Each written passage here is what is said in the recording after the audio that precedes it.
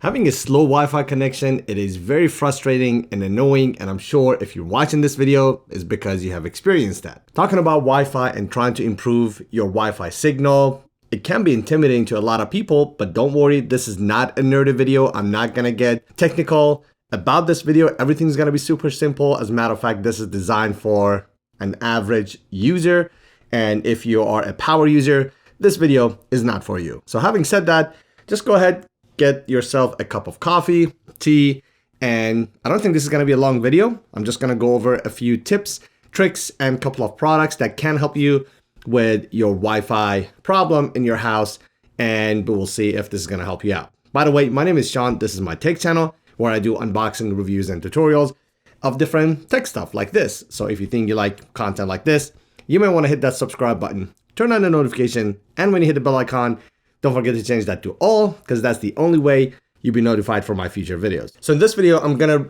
review about 3 or 4 tips that can help you improve your existing situation without spending any money. And then I'm gonna talk about 2 common solutions when you wanna upgrade your system, getting an extender or get a mesh system.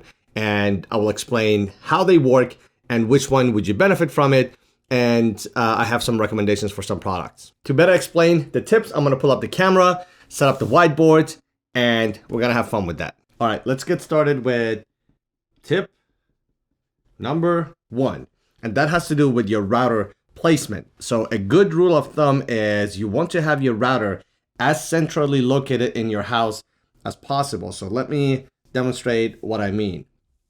Every single time the router signal will try to go through a wall, object, boxes, and things like that, that will impact the signal strength. So you want to centrally locate your router based on where you typically live, sit, watch TVs, and things like that, where your devices are. So you would have the least number of barriers to those devices. So let's say this is a 2-story house and you got some bedrooms up here. This looks like a jail cell, but you get the idea. And let's say this is your garage right here. Yeah.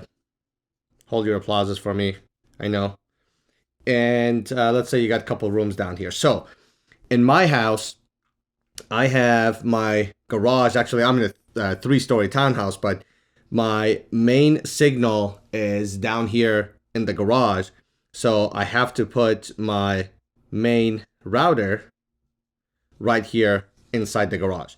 Now, let's say if my bedroom is right here, and my living room is right here. In order for the signal to go from this router to the living room, it's going through 1 and 2 walls, right? And in order to go and get to my bedroom, it's going through, let's see, 1, 2, 3.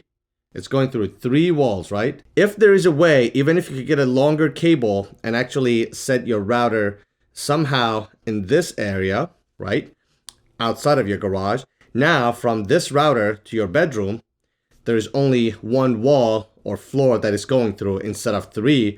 And then for your living room, instead of 2 walls, now it needs to go through only 1 wall. So that's what I mean by trying to find a way to centrally position your router. The second thing is, if you cannot move your router beyond your control, and obviously you're not gonna knock down walls, you wanna make sure you don't have random objects unintentionally in front of your router. Something as simple as a fish tank or a box with a bunch of books in it in your garage, if it's in front of your router, it can't impact the signal. So if in your garage, if it's just like mine that you kind of like use it as storage, I have a ton of boxes laying around.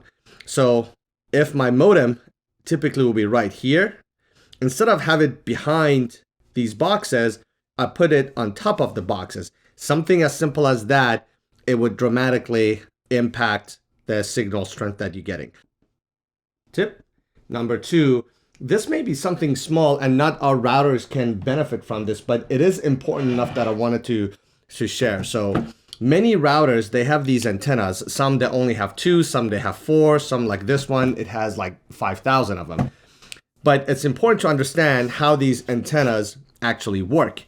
The way they distribute signal is perpendicular to these antennas. So for example, this antenna right here that I have it standing up, it would send a signal to the sides, right?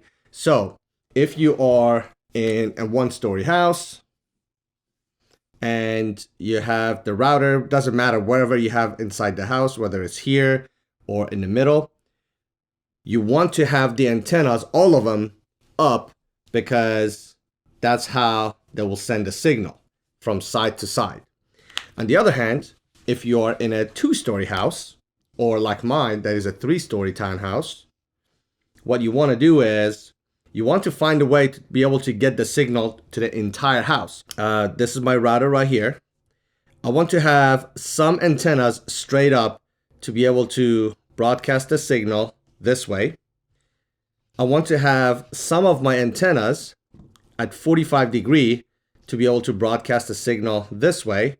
And I want to have some of them flat like this to be able to send the signal up to the third floor, right? Tip number 3, another free tip. This is a biggie, so pay attention. This is the only one that we may get a little bit nerdy, and that is talking about 2.4 versus 5 gigahertz band. So naturally, people know and understand that 5 gigahertz is faster than 2.4, but there are pros and cons. So 2.4 has better range, but it's a weaker signal. This is actually not weaker. This is really slower, not weaker. Because this signal can penetrate through walls better penetration. So better penetration and better range as a result of it, but it's a slower signal. So in order for you to reach, let's say you're in a ranch and your router is at one end of the house, the only option you have to get signal on this end is to use 2.4 because it can penetrate through walls better. This is a very busy and crowded frequency. As a result of it, there are a lot of traffic, there are a lot of conflicts, and that is causing the slowness. So whenever you can, use 5 gigahertz band. It gives you much faster signal, but it has a shorter range. And going through walls and obstacles, it would totally destroy the signal, and it gets very weak very fast. So keep that in mind. This is not a very busy frequency. Without getting too technical, the number of channels that are available on 5 gigahertz is a lot more than 2.4. Less channels, more channels. So I think this concludes tip number 3. So use 5 gigahertz whenever you can. Tip number 4, using an extender. I still want to introduce this as an option, but I probably wouldn't necessarily recommend this as the go-to option, especially because of the upcoming tip number 5. But let me explain how they work, at least so you would understand it. So let's say this is your house. We go back to this 2-story house. This is your garage right here where you have parked your, whatever this car is, I don't know. So let's say your router is right here, and as it will broadcast signal like that, it gets very weak by the time you get to this side of the house, right? And this becomes your dead zone, essentially. The way you will be able to extend the signal to reach that area, somewhere in the middle where you still have decent signal from your main router, you can set what is called a Wi-Fi range extender.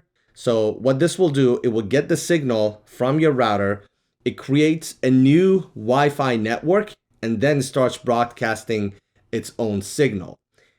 So it's a very cheap solution. They're typically under 50 bucks that you can get one, some of them as low as like 30 bucks. But the downside of it is you have to select between the network, and it's not gonna automatically switch. So let's say if you are in this room right here, you wanna connect to this router. As you start, walking away to get to that area, it's not gonna switch to this one. You need to go ahead, go to your Wi-Fi setting, and then select this other network to connect to. So this is an example of a Wi-Fi range extender. This is by Rockspace. I have reviewed a ton of their products and they're solid. I don't have any problems with them. I tested this a while ago. I don't even know how much they cost, but at least I want to show you how that looks. So you would just simply plug this into the wall. It has its own antennas to be able to distribute the signal. Boom. And now we will come to option number 5, which is my favorite solution. I know that costs money, but I'll tell you why I'm excited about this solution. So tip number 5, Wi-Fi mesh. The problem with Wi-Fi meshes are they're typically very pricey. Some of the most popular ones, if you look on Amazon, they are north of $200 or some of them $300. I, not too long ago, had a chance to test a mesh Wi-Fi by a company called Vilo, and I was very skeptical about this product, but after I tested a little bit, this product ended up on my holiday gift guide for 2021. They have a 3-pack for only $69. It is unheard of. I don't know how they do it. I wasn't sure how well it's gonna work, but I have personally been using this for about a month, I think, and I still have no problem. Here's a live demo, what speed I'm getting. So it's pushing 100 megabits per second right now. So 110 megabits per second. I am in a 3-story townhouse that is about 3,000 square feet. So this is my modem. I put my first node down here. Then I put the second node on the second floor right here. And I have the third node right here in my studio. They come with their own dedicated app. I'm not going to go through the installation. It is pretty straightforward. Like I said, I do have a 3-pack. As you can see, it shows there are 22 devices connected to it. So this is the dashboard you will get. So as you can see, I have 3 devices. You can set up parental control, guest Wi-Fi, but it also gives you like a visualization of how each of the units are doing, if the signal is strong or not. The downside of this device is if you are a power user, you want to do some in-depth like port forwarding and things like that, it gives you very little option. So, but for an average user, which is literally like 90% of us, I just want a reliable, fast connection in my house. And this is absolutely fantastic. You can get a single pack. I think it's like $30, but you might as well get a 3-pack, which I think they said it gives you coverage up to 4,500 square foot. But you can buy another single pack if you want to have a 4-pack and then create coverage up to 6,000 square feet. A 3-pack, I think, is capable of 125 connected devices. So again, depending on the size and the number of devices, you can figure out to see what makes sense for you. So this was it, guys. Hopefully you found this video useful, entertaining. Maybe you learned something new that you can use in your house to improve your Wi-Fi signal, or maybe you want to pick up this mesh that I'm using in my house right now. I have the link to the product down below. If you want to click on them, read more about them, you certainly can. But I can tell you, you see the numbers. My experience is very solid in my house. And I would say if it's good enough for me, and I would not recommend this if I was not using it in my own house right now. I think this has been it. If you guys have any other questions, definitely drop a comment down below. I read every single comment. I still respond to the comments on my videos from year and a half ago if people asking questions. So I'll genuinely do my best to read and answer every single one of the comments. So don't forget to give this video a like if you found it useful. As always, thanks for watching, and I'll see you in the next one.